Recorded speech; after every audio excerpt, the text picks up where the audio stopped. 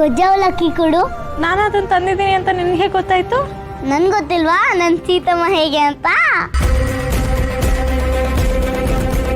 ಕಾಪಟ್ಟೆ ಚುರುಕಿದ್ಯಾ ನೀನು.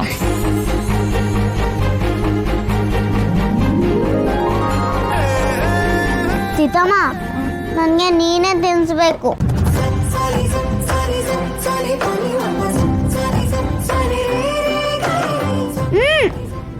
ಪರವಾಗಿಲ್ಲ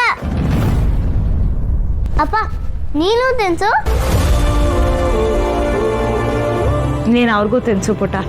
ನೆನೆಯಿಂದ ಅವರು ಏನು ತಿಂದಿಲ್ಲ. ನಂಗೆ ಗೊತ್ತು ಸೀತಮ್ಮ. ಅಪ್ಪ ಸೀತಮ್ಮ ನೀನು ಏನೂ ತಿಂದಿಲ್ಲ ಅಂತ ನನ್ಗೆ ಗೊತ್ತು. ತಗೋ.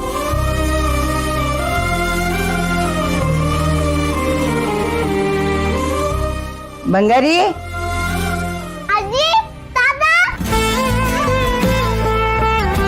ನೀವೇನಿಲ್ಲಿ? ನನ್ನ ಮಗಳು ಮೊಮ್ಮಗಳು ಅಗ್ನಿ ಪರೀಕ್ಷೆ ಎದುರಿಸ್ತಾ ಇದಾರಲ್ಲ, ಅದರಲ್ಲಿ ಅವರು ಗೆಲ್ಲದನ್ನ ನೋಡಕ್ ಬಂದಿದ್ದೀವಿ.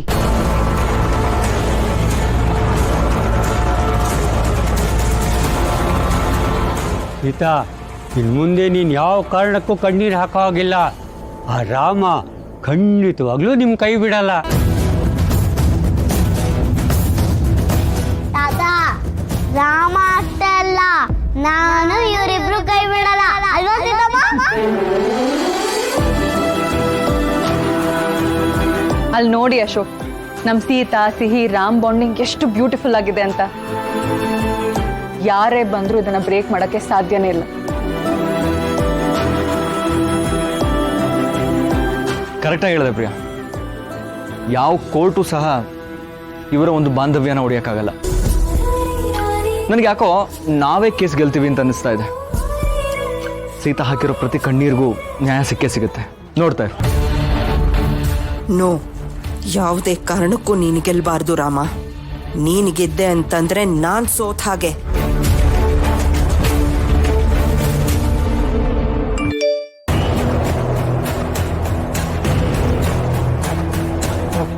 ಶಾಲಿನಿ, ನಾನು ಹೇಳೋದನ್ನ ಗಮನ ಇಟ್ಟು ಕೇಳು. ನೀನು ಹೀಗೆ ಇದ್ರೆ ಸಿಹಿ ನಿನಗೆ ಸಿಗಲ್ಲ.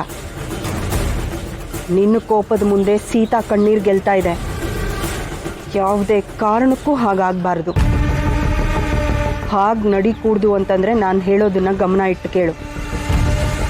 ಕೋರ್ಟ್ನಲ್ಲಿ ನೀನು ಶಾಲಿನಿ ಅಲ್ಲ,